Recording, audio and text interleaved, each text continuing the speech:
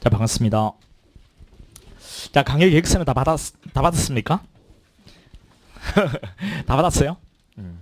예, 그러면 됐네요.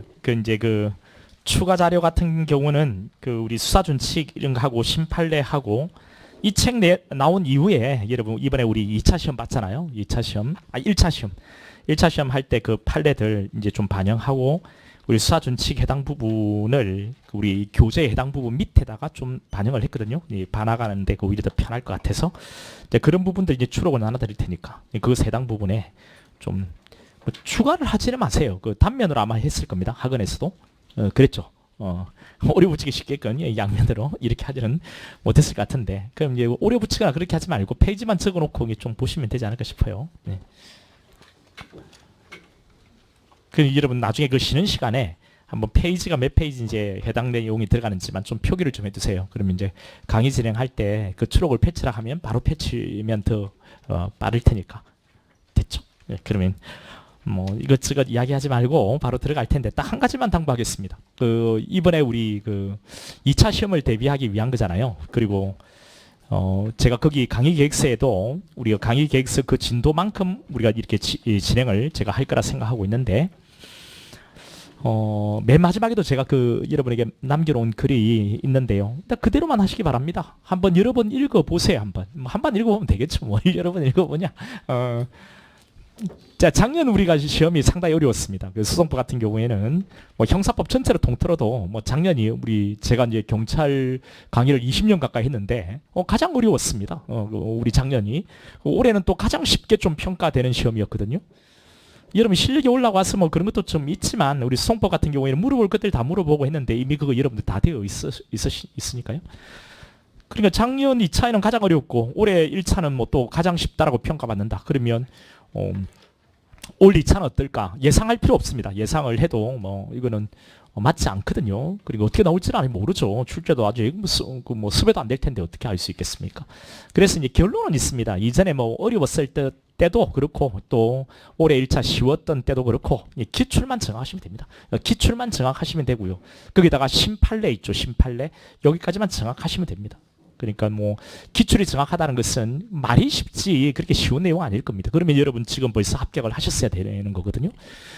기출이 정확하다는 것은 오답이 걸리는 위치에 막힘이 없이 실수가 없어야 됩니다. 이번처럼 시험이 쉬웠을 때는 더군다나 더 실수가 없어야 되는 거니까 실수 없이 오답 걸리는 위치를 파악해낼 수 있어야 되고 거기서 멈추면 안 되고요. 기출 지문이 의미하는 바가 뭔지 이걸 이해를 하면 응용 지문도 풀 수가 있거든요. 그 정도까지 여러분이 해두시기 바랍니다. 그러니까 양이 정해져 있으니까 그런 것들 지금 남아있는 기간에 충분히 하실 수 있을 거 아니에요.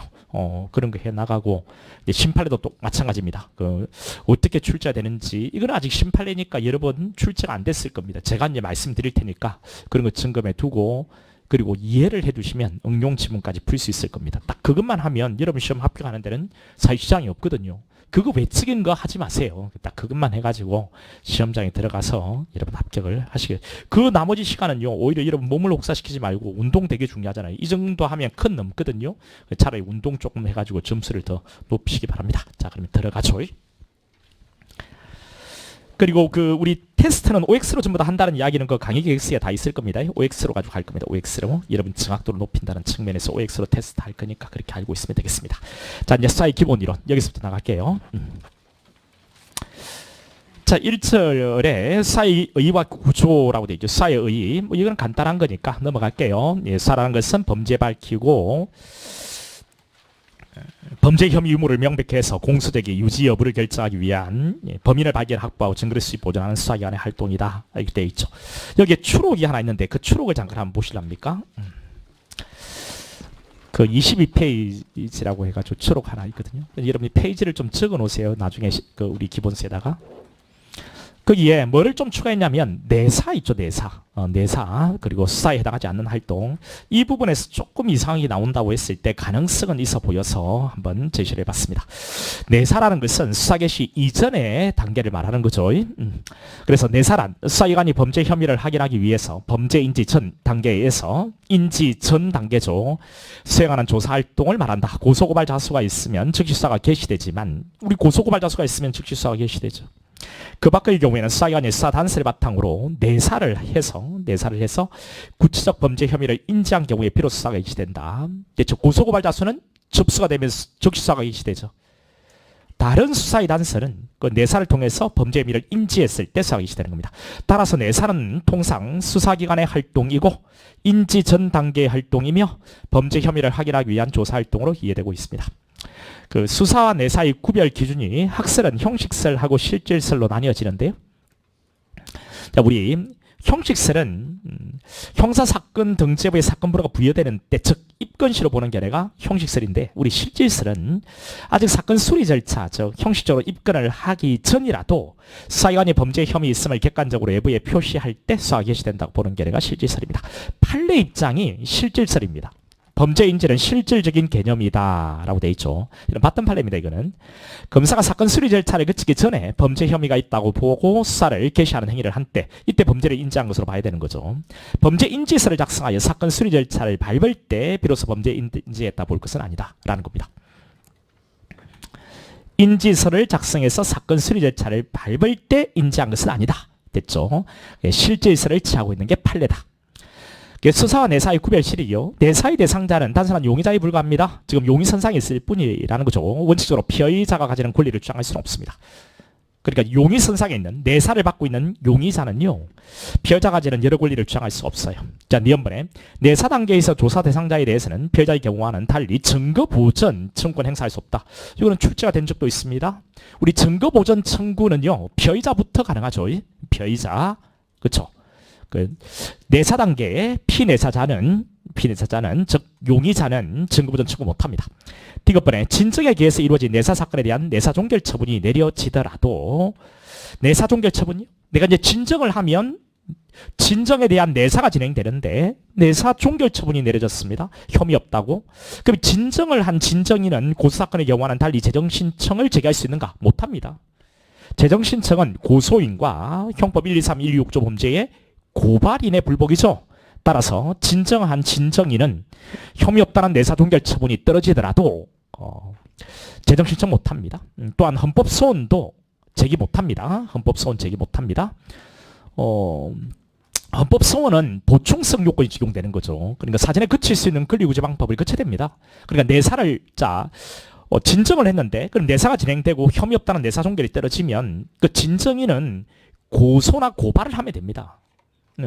내가 고소권이 있으면 고소를 하면 되고요. 그렇지 않으면 고발을 하면 돼. 그러면 수사가 진행되겠죠. 그럼 여기에 대해서 이제 불기소가 떨어지면 여기에 대해서 검찰항고 또 검찰 제항고 고발인의 경우에는 그 다음 고소인의 경우에는 검찰항고 재정신청 이런 방법이 있죠.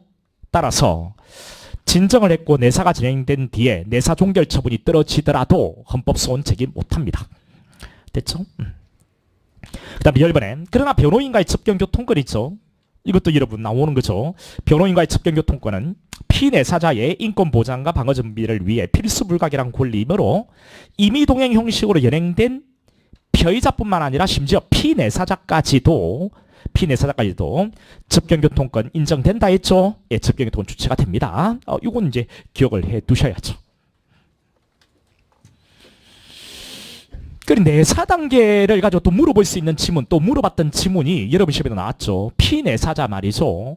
통신제한 조치 가능하냐라는 겁니다. 그 내사를 받고 있는 피내사자 말이죠. 통신제한 조치 가능해? 불가능해? 가능합니다. 통신제한 조치 가능하거든요. 통신제한 조치라는 것은 뭐 전기통신의 감청이나 우편물에 검열이 되겠죠. 이 피내사자에 대해서도 통신제한 조치 가능하다. 뭐 이런 것들도 하나 더 추가해 두시면 되겠습니다. 수사에 해당하지 않는 활동들이요. 수사개시 이전의 활동인 내사, 또 변사자 금시, 불신검문, 이거는 수사개시 전 활동이죠.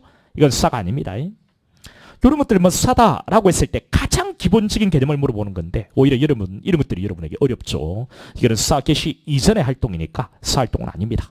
그리고 사인의 현행범인 체포 있죠. 이것도 수사 아닙니다. 요거 이렇게 나오면요 여러분들 많이 놓칩니다. 가장 기본 개념인데 수사는 수사기관의 활동이죠. 수사기관에 사인이 들어갑니까? 안 들어가죠. 그러니까 수사가 아닌 겁니다. 사인의 현행범인 체포는. 현행범인 체포 수사 아닌가? 이렇게 생각하시면 안 돼요. 수사는 수사기관의 활동이라 했으니까 수사기관에 검사 사경 관리가 있죠. 따라서 사인의 현행범인 체포는 수사가 아니다. 자, 공판장에서 행하는 검사의 피고인신문요, 증인신문요, 이것도 사가 아니죠. 우리 기소 이후에 공판장에서 피고인신문, 증인신문 하잖아요. 이거는 사가 아니다. 이 정도에서 내사 부분을 정리해 두시면 뭐 될 것 같습니다. 자, 그러면 다시 책으로 오셔서 사기관과 피의자죠. 사기관, 뭐 검사하고 사법경찰관리입니다. 그 관련 조문, 검사는 범죄 혐의가 있다고 사료하는 때 범인 범죄 증거를 수사한다라고 되어 있고요. 그 다음에 2항에 검사는 사법경찰관으로부터 송치받은 사건에 대해서 해당 사건 동일성을 해치 않는 범위 내에서 수사할 수 있다. 자, 검사는 송치받은 사건의 경우에 동일성을 해하지 않는 범위 내에서 수사를 하도록 되어 있습니다. 그리고 검찰청법에 검사의 직무가 있는데 거기에 보면은 1호의 범죄사, 공소제기, 유지에 필요한 사항. 그런데 검사가 직접 수사를 개시할 수 있는 범죄의 범위를 지금 이야기하고 있는데 부패범죄, 경제범죄 등 대통령령으로 정하는 중요범죄입니다. 등이라고 돼 있죠. 등이라고 돼 있으니까 이것을 가지고 쓰면 한참 언론에 떠들썩했죠.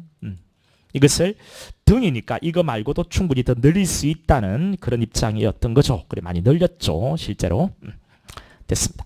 그 다음에 2항인데 검사는 자신이 수사 개시한 범죄에 대해서 공소를 제기할 수 없게끔 되어 있습니다. 그러니까 검사가 직접 수사를 개시할 수 있는 범죄가 그 위에 가나다였죠. 여기에 해당되는 것은 검사 자신이 수사를 개시한 범죄에 대해서는 검사는 기소를 못합니다. 자기가 수사한 사건, 수사를 개시한 범죄에 대해서는 자기가 기소를 못한다고요. 다른 검사가 하라는 겁니다. 다만 사경관이 송치한 범죄에 대해서는 사경관이 수사를 진행해서 검사에게 송치한 사건은 검사가 기소를 할 수 있다는 거죠. 그러니까 자기가 직접 수사를 개시한 범죄는 자기가 수사를 기소를 못한다는 겁니다. 이 검수완박법 내용이죠. 됐고. 자, 넘어가세요. 그 다음 197조 사법경찰관리입니다. 그 경무관, 총경경정, 경감, 경위는 이렇게 돼 있죠. 경위. 사법경찰관입니다. 그 수사를 하도록 돼 있죠. 수사한다. 그 다음에 경사경장 순경은 사법경찰이 수사를 보조한다라고 되어 있습니다. 여기서 경사 있죠. 경사가 사법경찰이라는 것, 요건 이제 기억해 두셔야 됩니다. 이 경사를 경이 뒤에다 붙이면 틀립니다. 사법경찰관은 경이 붙어죠. 경사는 사법경찰이라는 것. 수사를 보조하도록 되어 있습니다. 우리 추후에 나오는데 여기서 한번 생각해 보면 보조를 하라고 되어 있지만 이 사법경찰리가 수사를 할 수도 있죠. 그렇죠? 이들이 수사에서 작성한 조서는 권한이 없는 자가 작성한 조서는 아니다 라고 이야기합니다. 왜 그렇습니까? 사법경찰관 사무치급 지위에서 우리 상사의 지위를 받고 하는 거니까. 그렇죠? 좀 이따 나올 겁니다. 그 다음에 검찰청 직원 됐고요. 검찰청법 됐습니다. 특별사법경찰관리 이네들도 중요하지 않으니까 됐고요. 이 추록이 하나 있을 텐데 그 추록을 잠깐 한번 볼게요.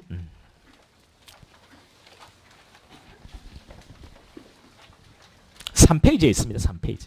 이게 좀 페이지가 아니게 제가 좀 뒤로 보내야 되는 것을 앞으로 보냈네. 자, 한번 박스를 통해서 한번 가볍게 좀 정리 한번 해보고 들어가겠습니다. 이제 검사 그리고 사법경찰관리가 있죠.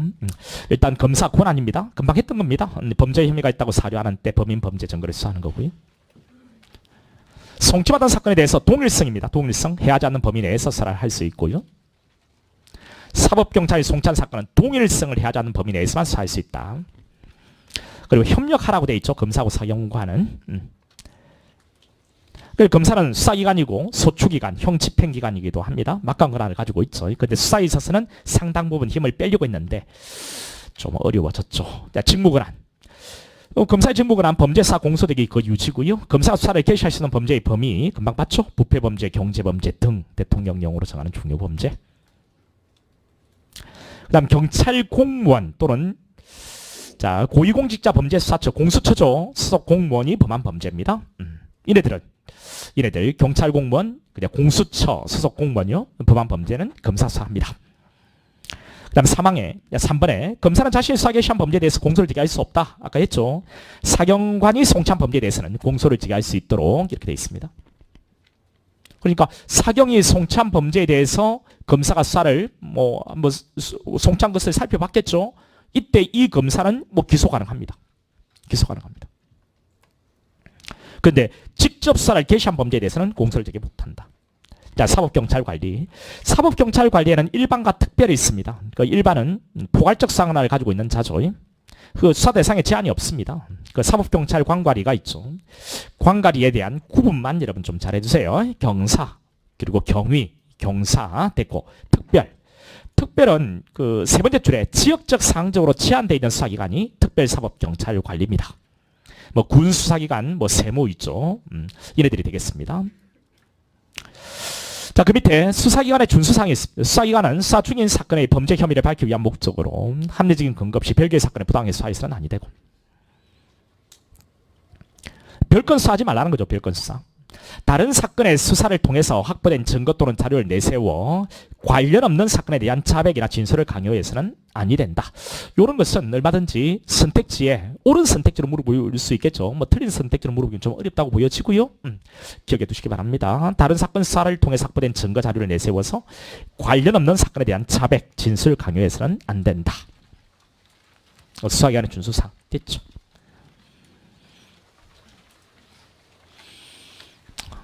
다시 돌아와서 이제 보충이 있습니다. 보충. 그 사법경찰관 사무직업이라고 되어 있는데, 그 앞번에 사법경찰 2조 상사로부터 구체적 사건에 대해서 특정한 수사 명령을 받으면 사법경찰관 사무직업이 되는 거죠. 사법경찰관 사무직업이 작성한 조서 있죠. 피해자신문조서, 진수조서 이런 것이 권한이 없는 자의 작성의 조서라고 할 수는 없다라는 겁니다. 넘어가서 그 수사기관의 직무관할구역이요. 수사기관의 자기 직무관할구역이 있죠. 관할구역을 벗어나서 수사 가능합니다. 단 보고는 하도록 되어 있습니다. 그 보고라는 글자에만 동그라미 잠깐 치고 넘어가면 되겠습니다. 두 번째 줄에 보고를 하여야 한다라고 되어 있죠. 그 다음 검사하고 사법경찰관리의 관계입니다. 관계. 여기 이제 쭉 조문들이 나오는데 여러분 조문들은 여러분들이 한번 쭉 읽어보시고요. 우리는 추록을 잠깐 한번 보겠습니다. 4페이지입니다. 4페이지.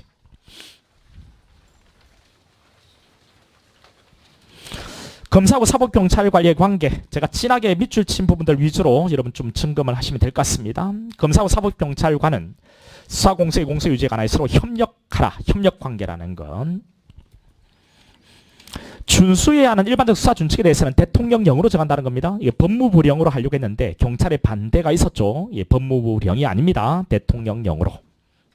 법무부령으로 하면 검찰의 입장을 대변할 가능성이 다분히 있으니까. 그 다음 상호협력 원칙. 검사하고 사법경찰은 상호 존중해야 되고 수사공소의 공소유지에 관해서 협력하라. 협력관계로 바뀐 거죠. 이전에 지휘감독관계가 협력관계로 바뀐 겁니다. 그 다음에 이번에 검사하고 사법경찰관은 수사공소기 공소유지를 위해 필요한 경우 수사, 기소, 재판 관련 자료를 서로 요청할 수도 있다. 예, 서로 요청 가능합니다. 서로 요청할 수 있다. 그 다음에 3번 신속히 이루어져야 되고 협의 지연 등으로 수사 또는 관련 절차가 지연돼서는 안 된다. 당연한 이야기겠죠. 그 다음 중요사건 협력 절차. 거기에 뭐 중요 사건들이 쭉 나옵니다. 첫 번째 줄에 뭐 내란, 외환, 선거 테러, 대형 참사 이런 것들 다 암기하라는 건 아닙니다. 한번 쭉 그냥 읽어보시고요. 중요 사건의 경우에 송치 전에 수사할 사항, 증거 수집의 대상, 법령의 적용 등에 관하여 상호 의견을 제시 교환할 것을 요청할 수 있다. 송치 전에 자 의견을 제시 교환할 것을 요청할 수도 있다. 중요 사건의 경우에. 그 다음에 검사하고 사법경찰관의 협의. 검사하고 사법경찰은 수사와 사건 송치, 송부 등에 관한 이견 조정이나 협력 등이 필요한 경우에 서로 협의를 요청할 수도 있다. 협의를 요청하면 협의 요청에 응하도록 되어 있어요. 기억부터 시옷 같은 경우에 이거는 뭐 참고로 한번 보시면 되겠습니다. 그 다음 자 2번인데요. 그 밑에 쭉 내려가서 2번. 기억니은 리얼비업이요. 그 기억니은 리얼비업 위에 있죠. 이것은 해당 검사 사법경찰관의 협의에도 불구하고 이견이 해소되지 않았다. 검찰청의 장과 해당 사법경찰에 소속된 경찰관서의 장의 협의에 따른다. 이것도 한번 점검은 해보세요. 협의에도 불구하고 이견이 해소되지 않으면 검찰청의 장과 검사 소속된 검찰청의 장과 해당 사법경찰관이 소속된 경찰관서의 장 협의에 따른다. 수사기관 협의회 이걸 뭐 참고로 하시면 되겠습니다. 자 이제 검사의 보안수사 요구요. 검사가 경찰관, 사법경찰관, 여기 사자가 빠졌네요.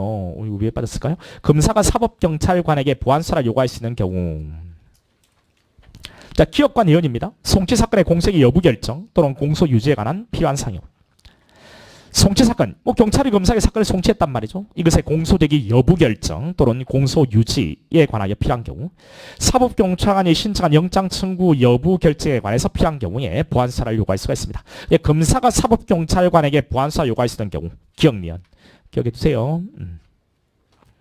사경은 이를 요구했을 때 정당한 이유가 없는 한 지체 없이 이를 이행하고 그 결과를 검사에게 통보하라.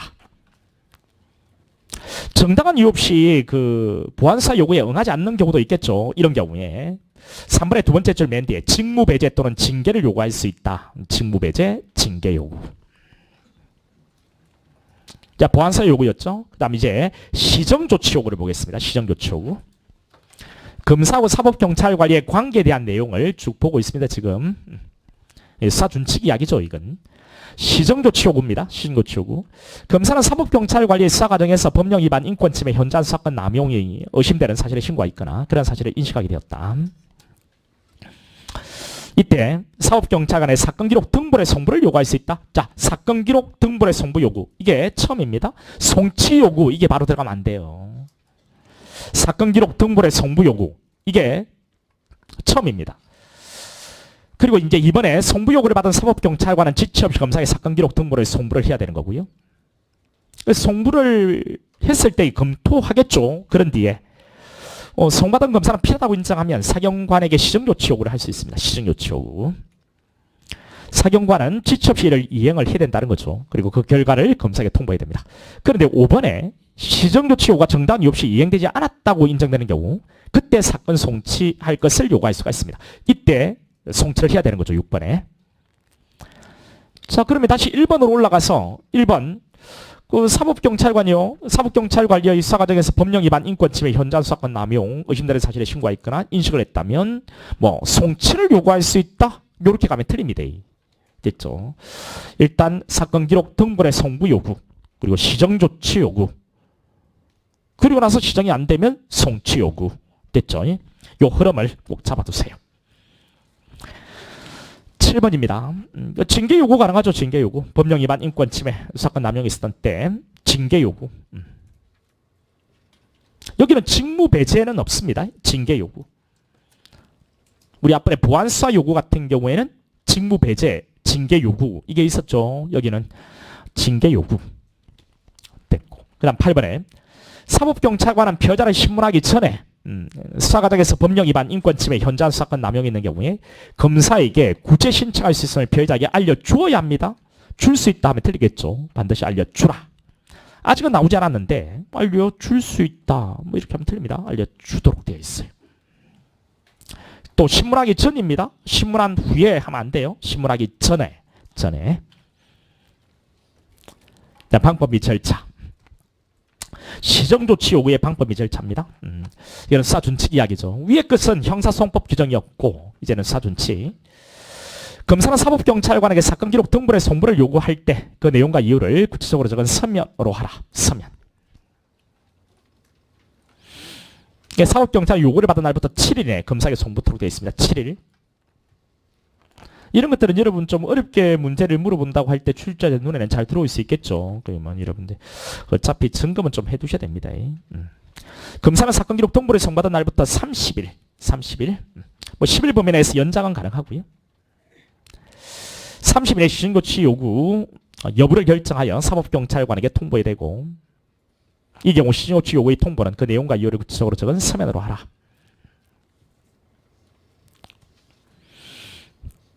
그 다음 4번에 사법경찰은 시정조치 요구를 통보받은 경우에 정당한 이유가 있는 경우를 제외하고 지체 없이 시정조치를 이행하고 그 이행 결과를 서면에 구체적으로 적어서 검사에게 통보토록 되어 있습니다. 시정조치 요구가 있으면 그 시정조치를 이행을 해야 되겠죠. 그 서면에 구체적으로 적어서 통보토록. 5번에 검사는 사법경찰관에게 사건 송치를 요구하는 경우에 그 내용과 이유를 구체적으로 적은 서면으로 해야 한다. 사건 송치 요구할 때 서면으로. 그 서면 이런 방식들은 뭐 서면 또는 구술, 뭐 구두 뭐 이렇게도 물어보니까요. 서면으로 한다. 그러니까 방금 이게 1번에도 서면 나오고 그 다음에 숫자 같은 거 보이죠. 7일 그리고 30일 또 서면 또 5번에도 서면 이런 거 나오잖아요. 이런 것들만 좀 점검을 좀 해두세요. 6번에 사법경찰관은 서면으로 사건 송치를 요구받은 날부터 7일 이내에 사건을 검사에게 송치해야 된다. 7일. 송치 요구를 받으면 7일 이내에 검사에게 사건을 송치하라. 관계 서류와 증거물도 함께 송부토록 수사준칙에 있는 사건 기록 등본의 송부를 요구할 때 또는 송치를 요구할 때 여러 가지 절차들이니까 기억을 해두세요. 그 다음 징계 요구의 방법. 이건 뭐 된 것 같습니다. 이거는 참고로만 하시면 되겠고요. 그 다음 구제 신청 고지 확인. 이것도 여러분 한번 읽어보시면 되겠습니다. 그 다음에 수사의 경합이요. 요건 이제 중요합니다. 수사의 경합. 일단 수송법 규정을 먼저 보면 검사는 사법경찰관과 동일한 범죄 사실을 수사하게 된 때 동일한 범죄를 수사하게 됐다는 거예요. 동일한 범죄를. 이게 경합이 일어난 거죠. 동일한 범죄를 검사와 사경이 둘 다 수사하는 거니까요. 이때 송치할 것을 요구할 수가 있습니다. 사법경찰관에게. 이래 요구를 받은 사법경찰관은 검사에게 사건을 송치토록 되어 있거든요. 그러면 수사의 경합이 일어나면 경합에서는 검사가 이긴다는 것을 알 수가 있는 거죠. 그런데 송치를 하지 않고 사경이 계속 수사를 할 수 있는 예외가 있습니다. 그게 3번이죠. 검사가 영장을 청구하기 전에 동일한 범죄에 대해서 사경관이 영장을 신청한 경우. 자, 영장 청구는 검사가 법원에 하는 거죠. 그런데 사경은 법원에 직접 청구를 못하고 검사에게 청구해달라고 신청하는 거잖아요. 사경이 영장을 먼저 검사에게 청구해달라는 신청을 먼저 했다면 그때는 계속 수사를 할 수 있다라는 겁니다. 꼭 기억해 두셔야 됩니다. 자, 이제 이에 대한 수사 준칙 내용들을 이어서 좀 보겠습니다. 동일한 범죄 사실 여부의 판단. 지금 우리가 동일한 범죄에 대해서 수사를 지금 할 수 있는가 없는가 이야기죠. 그러면 동일한 범죄 사실 여부는 어떻게 판단할 거냐라는 겁니다. 1번에 검사 사경관은 수사 경합과 관련해서 동일한 범죄 사실 여부나 영장 찌란 글자로 들어갈게요. 청구, 신청, 시간적 선호관계 등을 판단하기 위해 사건 기록의 상호 열람을 요청할 수 있다. 그러니까 동일한 범죄에 대해서 이제 수사의 경합이 지금 일어난 거니까 서로 상호 사건 기록 열람을 요청할 수도 있다. 이번에 영장 청구 신청의 시간적 선호관계는 검사의 영장 청구서와 사경관의 영장 신청서가 각각 법원과 검찰청에 접수된 시점을 기준으로 판단한다. 이제 접수된 시점. 법원과 검찰청에 접수된 시점. 사경은 검찰청이 되겠죠. 검사는 법원이 되겠죠. 그러니까 선호 시점은 어떻게 볼 거냐. 그리고 검찰의 경우에는 법원의 접수, 사경의 경우에는 검찰청의 접수, 그 접수된 시점을 기준으로 판단한다. 그 접수된 시점을 검찰에서 어떻게 늦추려고 접수를 거부하거나 지연하는 경우도 있겠죠. 그래서 3번에 검사는 사경관의 영장 신청서 접수를 거부, 지연해서는 안 된다라고 되어 있습니다.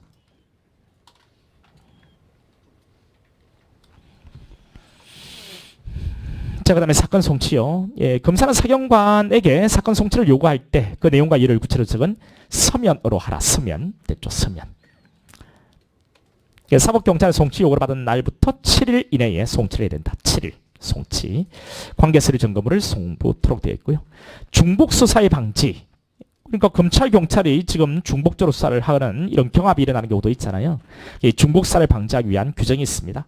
검사는 사경관이 범죄 사실을 계속 수사할 수 있게 된 경우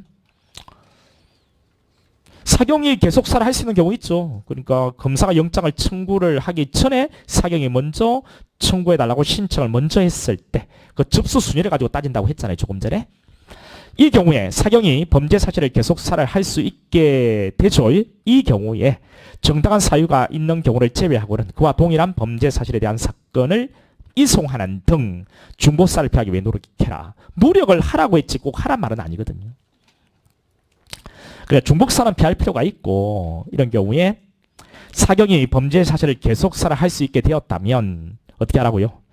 정당한 사유가 있는 경우에는 검사도 해도 되겠지만 그렇지 않다면 중복 수사를 막기 위해서 사건을 이송하는 등 경찰한테 이송을 하라는 거죠. 중복 수사를 피하기 위해서 노력하라. 무조건 이송을 해야 된다는 말은 아닙니다. 중복 수사를 피하기 위해 노력하라. 사법경찰에 신청한 영장 청구에 대한 심의. 이것도 벌써 출제가 됐죠. 검사가 사경관이 신청한 영장을 정당한 유지 판사에게 청구를 하지 않는 경우도 있겠죠. 이 경우에 사경은 그 검사 속에 지방검찰청 소재지를 관할하는 어디예요? 고등검찰청입니다. 여러분 시험에 대검찰청 이렇게 나왔다 그죠? 다음에는 지방검찰청 이렇게 바꿀 수도 있겠죠. 고등검찰청입니다. 영장 청구 여부에 대한 심의를 신청할 수 있죠. 그래서 이 고등검찰청에 영장심의위원회를 둡니다.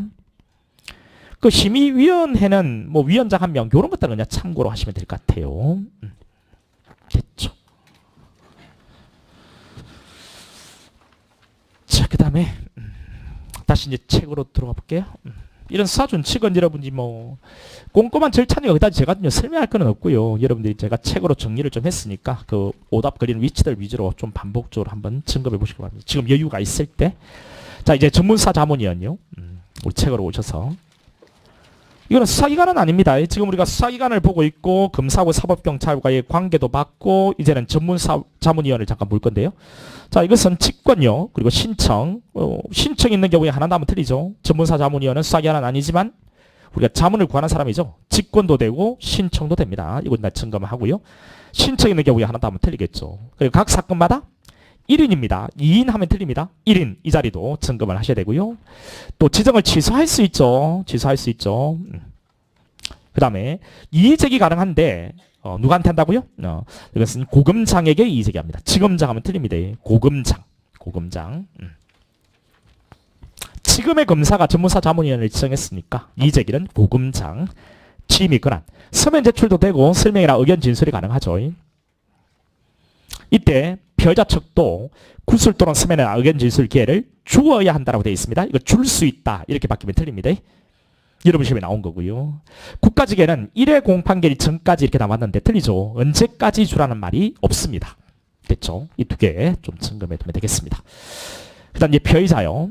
수사기관을 받고 이제 수사 대상이 된 자가 피의자죠. 피의자의 개념. 수사 대상으로 되어 있는 자, 피의자죠. 수사 개시 이전 내사 단계 된 자를 피내사자라고 부릅니다. 예, 검사의 공소 제기를 통해서 이제 피의자가 피고인으로 바뀌는 거고요. 수사 개시 시점을 가지고 그 전에는 피내사자 그리고 피의자로 바뀌는 거죠.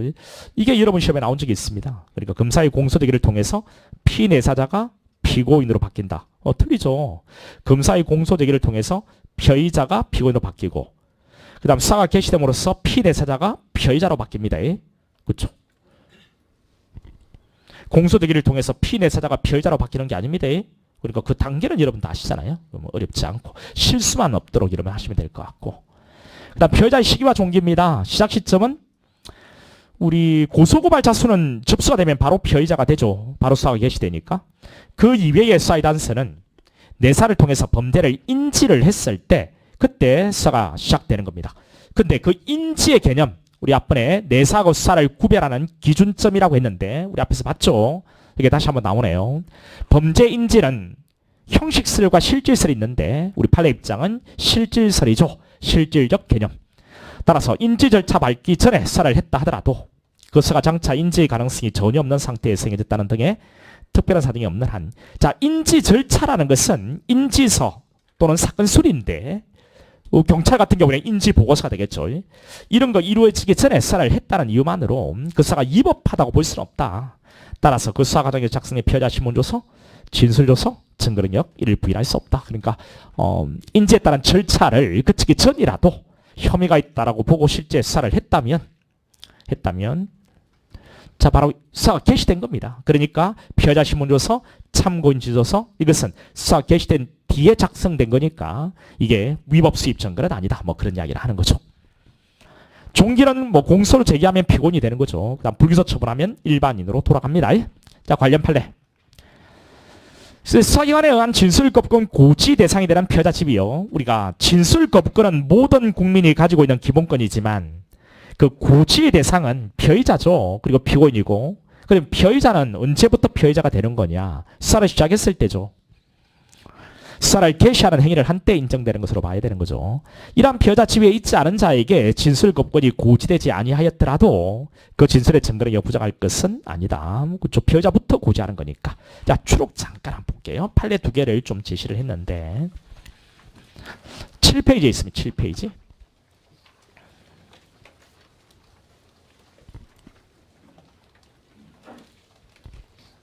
동일한 취지입니다. 그 사법경찰관이 범죄를 인지했다고 볼 수 있는 시기예요.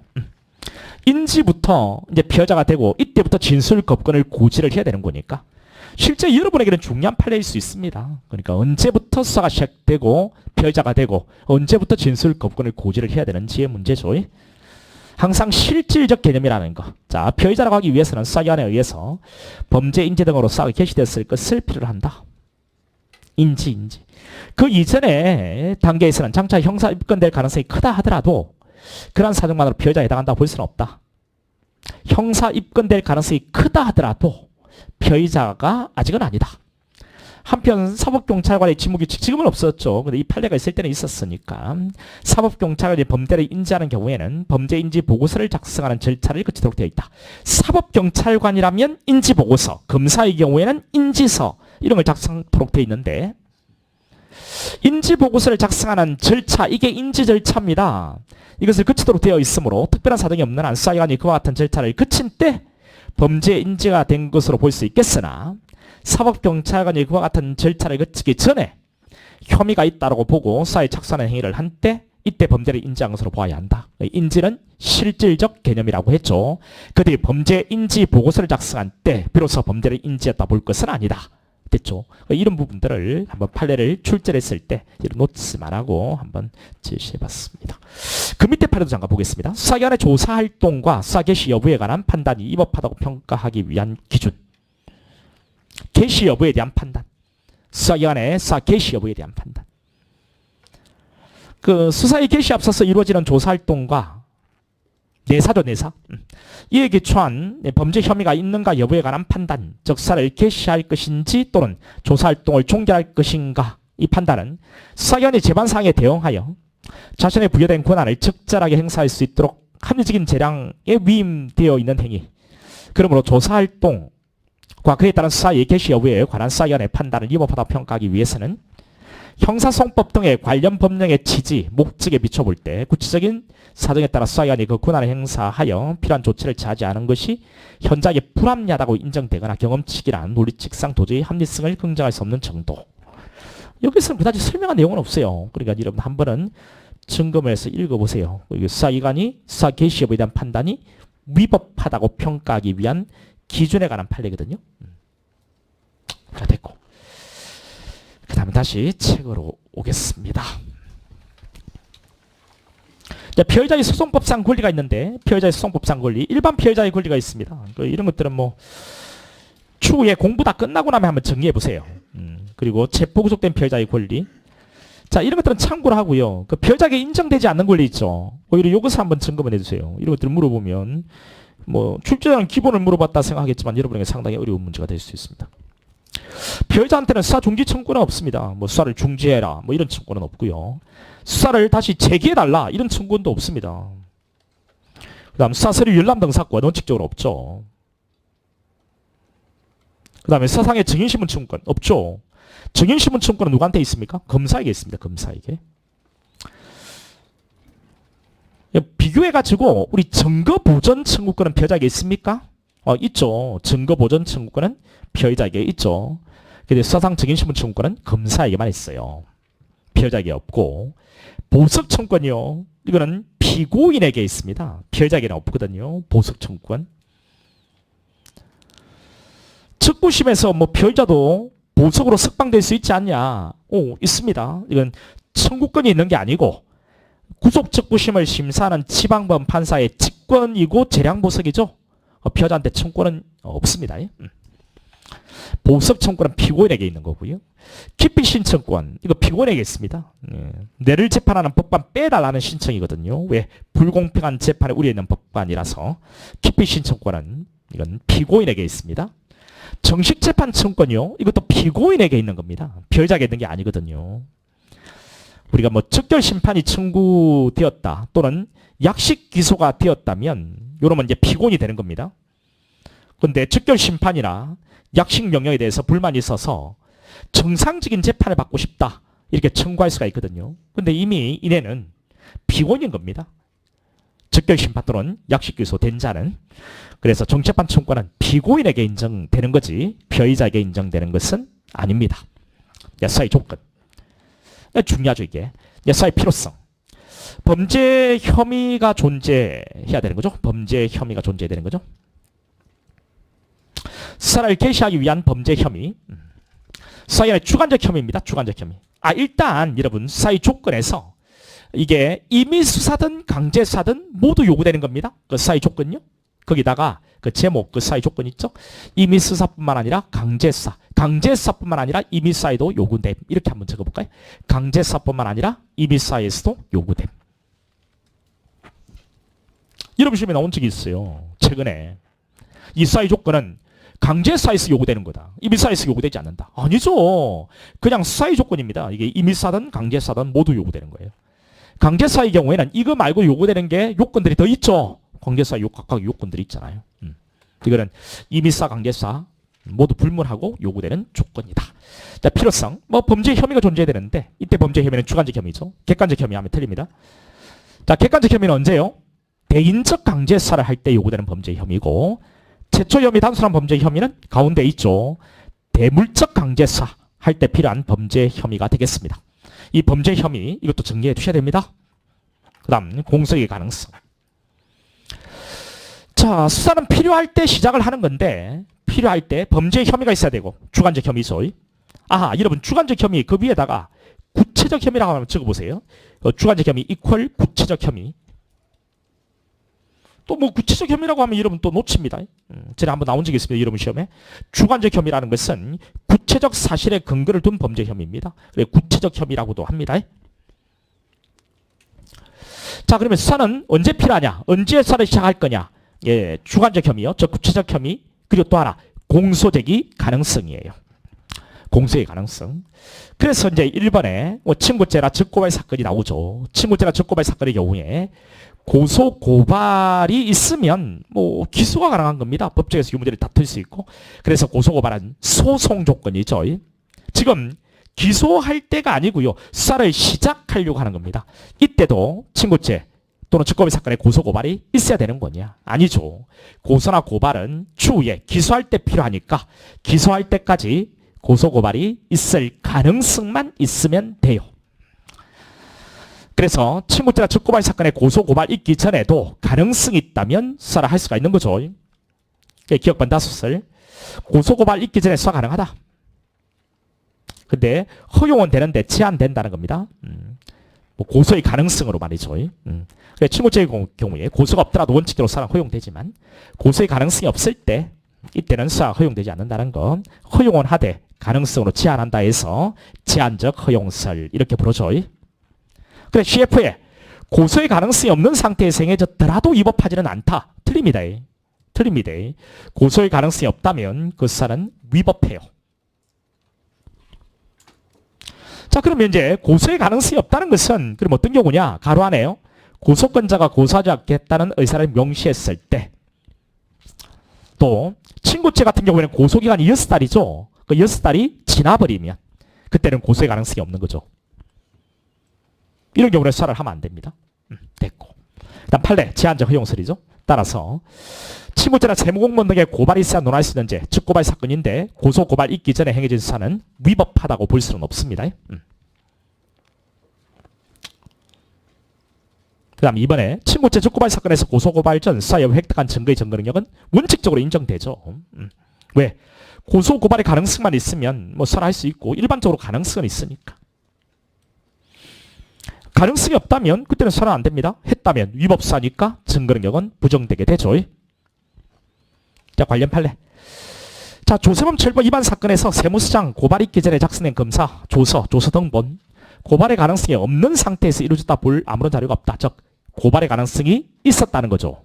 그렇다면 증거 능력은 부정할 수는 없다. 자, 그 밑에 제한적 허용설이니까 기타 판례. 그 고발에 앞서서 얼마든지 수사를 할 수 있죠. 그렇죠. 기소할 때는 고발이 필요하죠. 기소할 때는. 그래서 이제 기소하려고 이제 검찰이 세무서장에게 고발해달라고 요청을 했습니다. 세무서장이 고발 조치를 했고 공소제기를 했습니다. 그렇다면 공소의 절차가 법률 규정에 위반하여 무효라고 할 수 있는가? 무효라고 할 수 없죠. 왜? 고발받아서 기소했으니까. 검찰 요청에 따라서 했는데 뭐 상관없습니다. 그 다음 2번. 출입국 관리법도 즉고발 사건이라는 것을 여러분 아셔야 돼요. 그러니까 출입국 관리 사무소장에 고발이 있기 전에 출입국 관리법 위반 사범을 수사할 수 있죠. 있죠. 이게 뭐 소급하여 위법하게 되는 것은 아니라는 겁니다. 그러니까 수사의 상당성. 수사의 상당성에는 뭐 함정사 그리고 비례의 원칙이 있는데요. 그 함정사.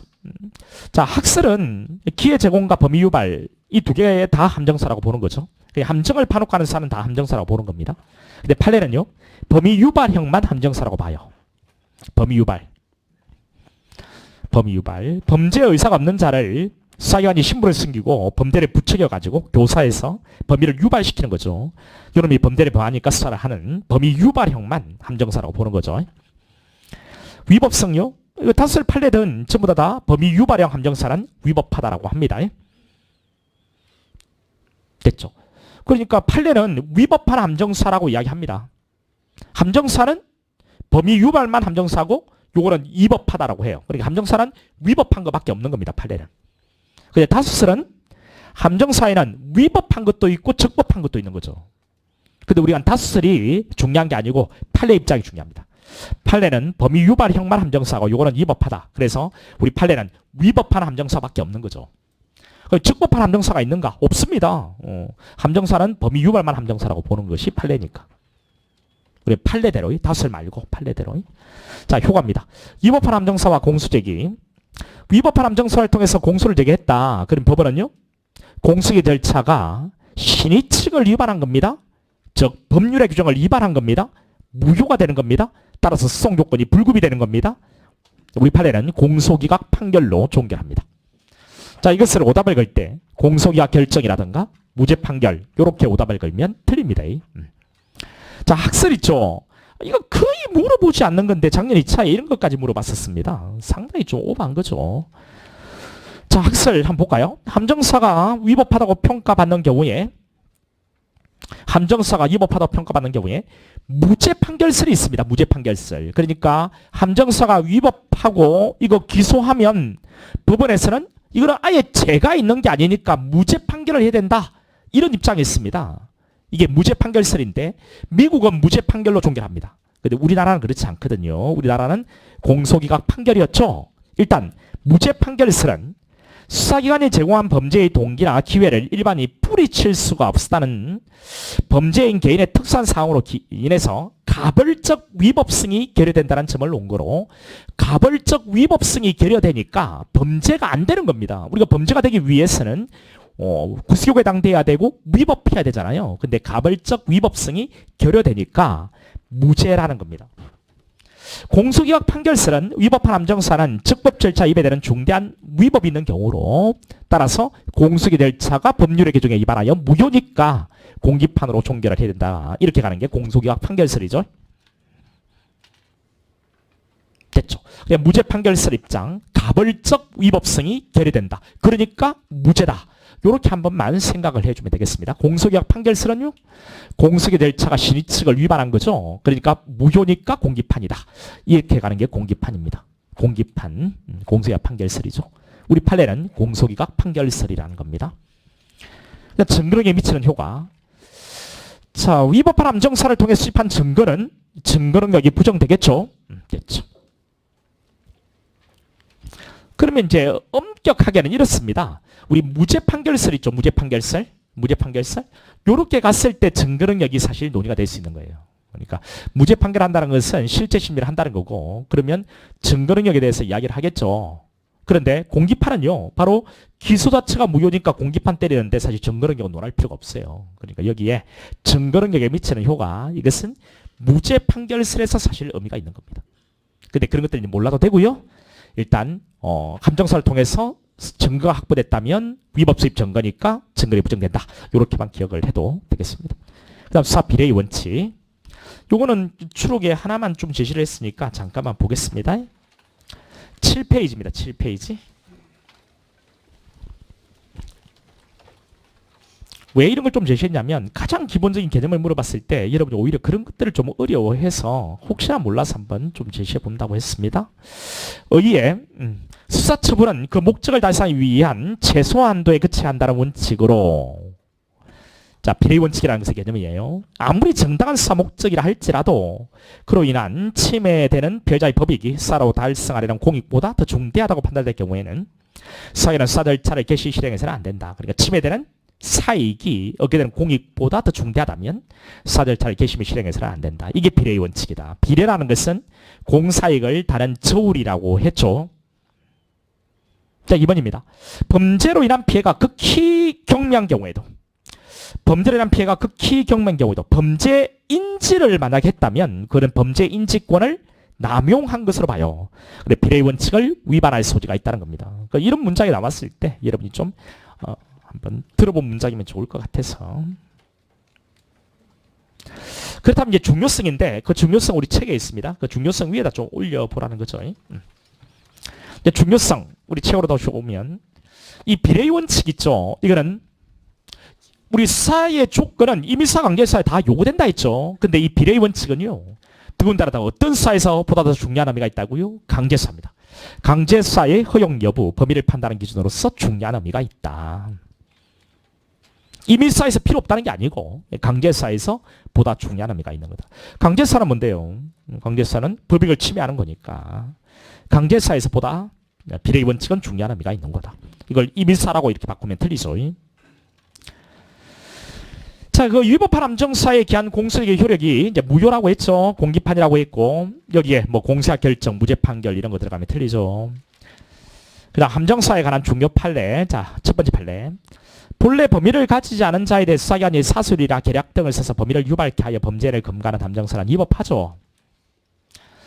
이러한 공소기는 그 절차가 법률의 규정에 위반하여 무효입니다. 범위를 가진 자에 대해서 단순히 범행 기회를 제공하는 것에 불과한 경우에는 이거는 위법한 함정사라고 할 수 없는 거죠. 기회 제공요. 이것은 아예 위법한 함정사가 아닙니다. 그러면 함정사는 맞고 위법하지 않다는 거냐? 아니에요. 아예 기회 제공은 함정사라고 보지 않습니다. 범위 유발만 함정사가 요거는 위법하니까 함정사는 우리 판례는 그냥 위법하다라고 하는 거예요. 그러니까 이제 기회를 제공하는 거 있죠. 이거는 위법한 함정사라고 단정할 수는 없는 거다. 이제 부축배기요. 부축배기는 위법한 함정사에 기한 공세기는 아니라고 하죠. 부축배기는 우리 다수들이 말하는 기회를 제공한 것이었죠. 그렇죠? 그러니까 이 부축배기는 우리 판례는 위법한 함정사는 아니다. 자, 니은번에 범죄 사실을 인지하고도 바로 체포하지 않고 추가 범행을 지켜보고 있다가 기회를 준 거죠. 따라서 이것도 함정사에 해당한다고 할 수 없다. 여기는 아예 함정사에 해당한다 할 수 없다. 이렇게 이야기하고 있죠. 왜? 함정사는 범위 유발밖에 없는 거거든요. 자, 디귿번에 수사기관이 정보를 이용해서 피고인을 검거장소로 유인했다. 이미 범죄를 범한 놈을 검거하기 위해서 유인한 거죠. 이거는 아예 함정사가 아닙니다.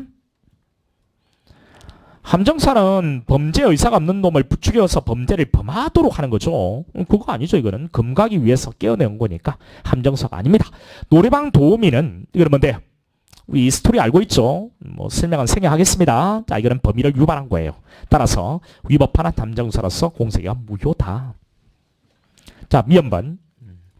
자, 함정사라는 것은 본래 범위를 가지지 않은 자에 대해 수사기관이 사술 계략을 써서 범죄를 유발케 하여 범죄를 검거하는 수사방법을 말하는 것이므로 물품 반출 업무 담당자가 소속 회사에 밀반출 행위를 사전에 알리고 그 정확한 증거를 확보하기 위해서, 자, 증거 확보입니다. 자, 피고인의 밀반출 행위를 묵인했다는 겁니다. 이거는 범위를 유발시킨 게 아니죠. 그죠? 그쵸? 따라서 함정사에 비유할 수는 없는 거다.